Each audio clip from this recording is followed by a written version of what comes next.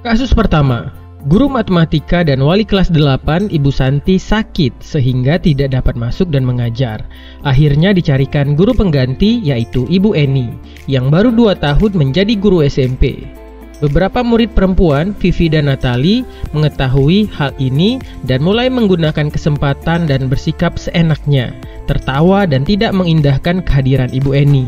Ibu Eni mencoba menyapa Vivi dan juga Natali dengan ramah sambil mengingatkan mereka untuk tetap fokus pada pengerjaan tugas. Ayolah tugasnya dikerjakan, nanti ibu ditegur bapak kepala sekolah kalau kalian tidak kerjakan tugas.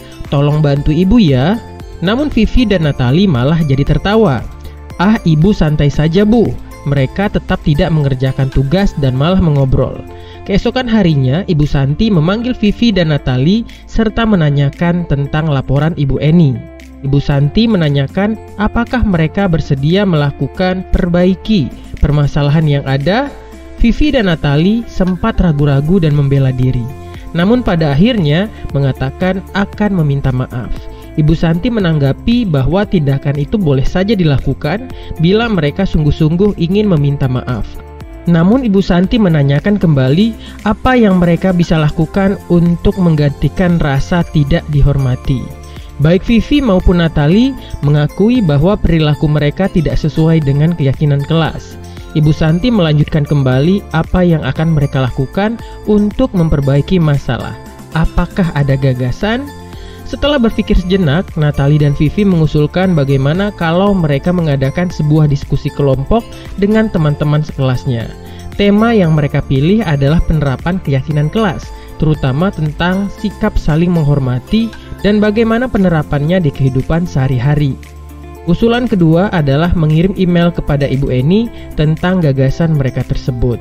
Mereka pun memberitahu Ibu Eni bahwa mereka telah memberitahu kepala sekolah, Pak Hasan, bila lain waktu tidak ada guru, maka mereka akan mengusulkan Ibu Eni sebagai guru pengganti.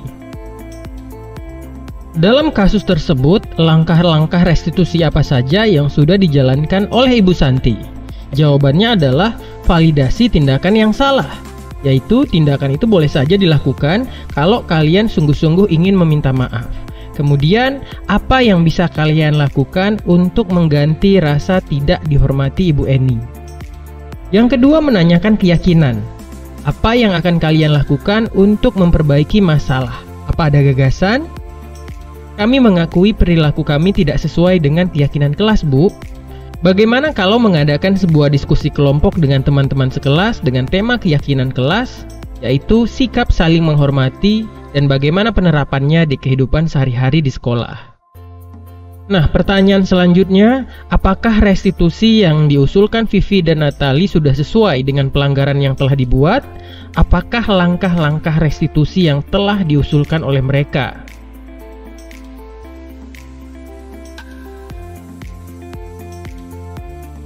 Restitusi yang telah diusulkan oleh Vivi dan Natali sudah sesuai.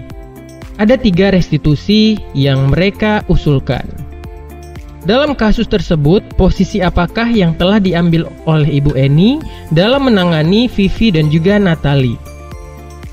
Yang pertama adalah posisi teman, dengan berkata, tolong bantu ibu ya.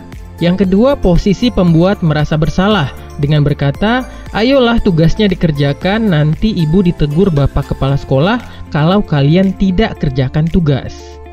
Jika kami adalah Pak Hasan, bagaimana kami menyikapi langkah yang ditempuh oleh Ibu Santi?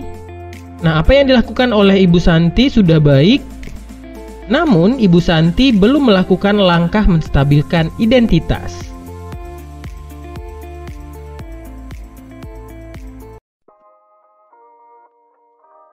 Kasus kedua, Sabrina hari itu bangun terlambat dan terburu-buru sampai di sekolah.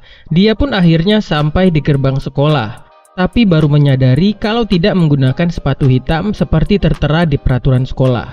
Di depan pintu kelas, Bapak Lukman memperhatikan sepatu Sabrina yang berwarna coklat.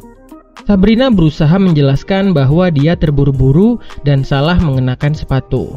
Pak Lukman menanyakan Sabrina apa peraturan sekolah tentang seragam warna sepatu. Sabrina menjawab sudah mengetahui sepatu harus berwarna hitam, namun terburu-buru dan salah mengenakan sepatu. Selain tidak mungkin kembali pulang karena rumahnya jauh sekali, Pak Lukman tetap bersikeras pada peraturan yang berlaku dan mengatakan, "Ya sudah, kamu sudah melanggar peraturan sekolah. Kamu salah, sudah terlambat. Salah pula warna sepatunya. Segera buka sepatumu kalau tidak bisa mengenakan warna sepatu sesuai peraturan." Sabrina meminta maaf dan memohon kembali kepada Pak Lukman agar tetap dapat mengenakan sepatunya dan berjanji tidak akan mengulangi kesalahannya. Namun Pak Lukman tidak mau tahu. "Tidak, kamu telah melanggar peraturan sekolah. Kalau tidak sanggup ambil sepatu di rumah atau diantarkan sepatu ke sekolah, ya sudah, kamu tidak bersepatu saja seharian di sekolah. Sekarang copot sepatumu dan silahkan belajar tanpa sepatu seharian." Sabrina pun dengan berat hati mencopot sepatunya dan memberikannya kepada Pak Lukman. Seharian dia tidak berani berkeliling sekolah karena malu dan lebih banyak berdiam diri di kelas tanpa alas sepatu.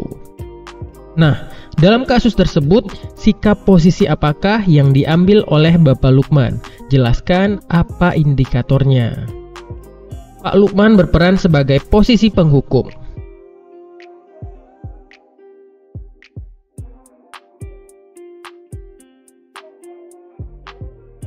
Bila Bapak Lukman mengambil posisi seorang manajer, apa yang akan dikatakannya?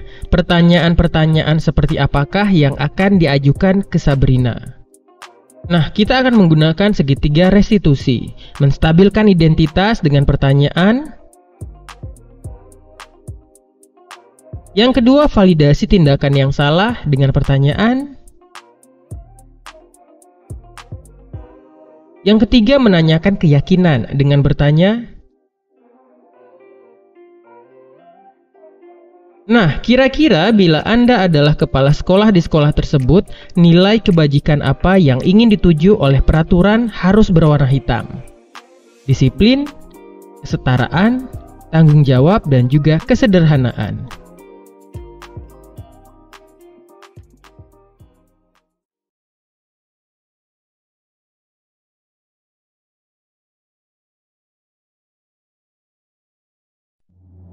Kasus 3. Ibu Dani sedang menjelaskan pelajaran bahasa Inggris di papan tulis. Namun, ia memperhatikan bahwa Fajar malah tidur-tiduran dan kelihatan tidak peduli pada pelajarannya. Fajar, coba jawab pertanyaan nomor 3. Maju ke depan dan kerjakan di papan tulis. Fajar pun tampak malas-malasan maju ke depan. Dan sampai di depan papan tulis pun, Fajar hanya diam terpaku sambil memegang buku bahasa Inggrisnya dan memainkan spidol di tangannya.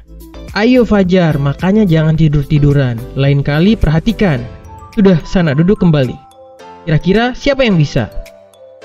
Fajar pun kembali duduk di bangkunya.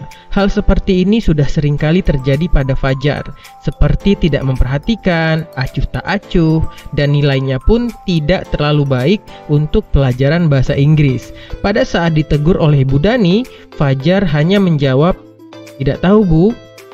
Ibu Dani pun menjawab lirih, "Gimana kamu Fajar? Kamu tidak kasihan sama ibu ya? Ibu sudah capek-capek mengajarkan kamu." "Tidak kasihan sama ibu." Dan Fajar pun diam membisu. Posisi kontrol apa yang diambil oleh Ibu Dani dalam pendekatan kepada Fajar? Nah, posisi yang diambil oleh Ibu Dani adalah posisi penghukum, teman, dan pembuat rasa bersalah.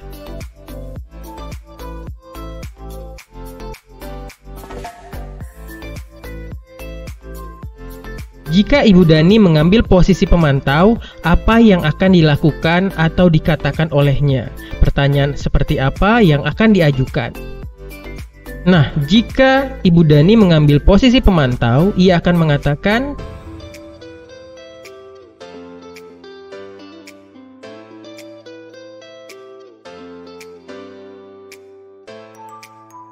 "Apabila Anda adalah kepala sekolah di sekolah Fajar dan mengetahui hal ini, bagaimana tindak lanjut Anda?" Nah, kami akan melakukan pendekatan inquiry seperti menggunakan segitiga restitusi, yaitu memanggil Ibu Dani dan juga Fajar, dan kemudian mencari tahu informasi permasalahan yang terjadi dan melakukan perbaikan. Dan kemudian bertindak sebagai posisi manajer untuk menyelesaikan permasalahan antara Ibu Dani dan juga Fajar.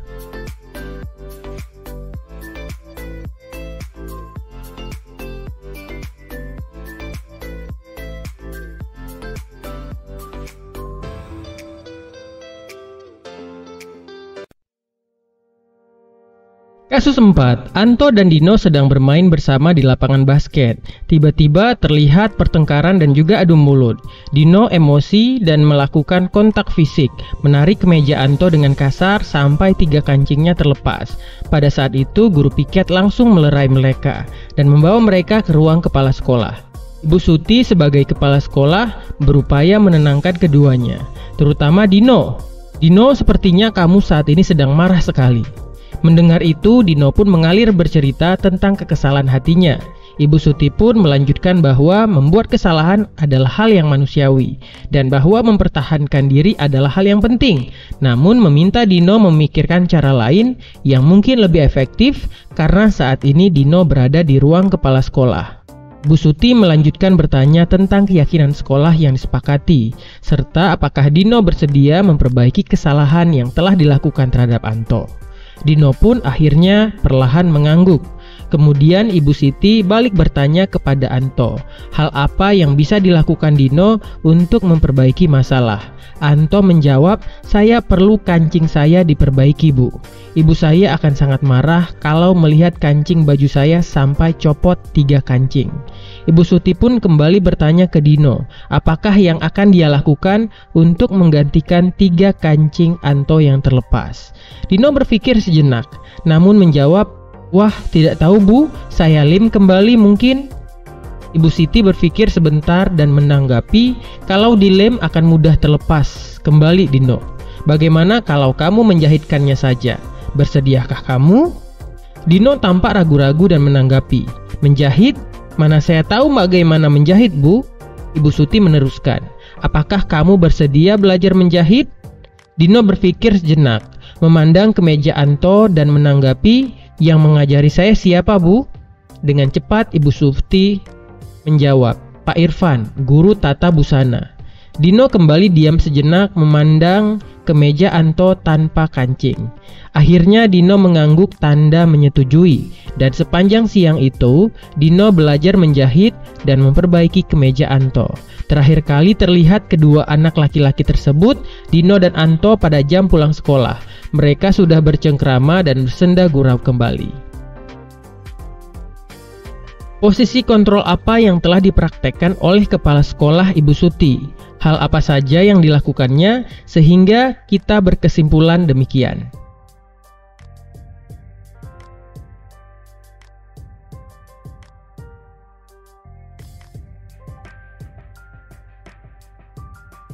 Nah, yang dilakukan oleh Ibu Suti adalah ia berada di posisi manajer. Karena Ibu Suti menggunakan langkah-langkah restitusi dalam menyelesaikan masalah antara Dino dan juga Anto. Dalam kasus tersebut, bagaimana Dino dikuatkan? Bagaimana Anto dikuatkan oleh Bu Suti?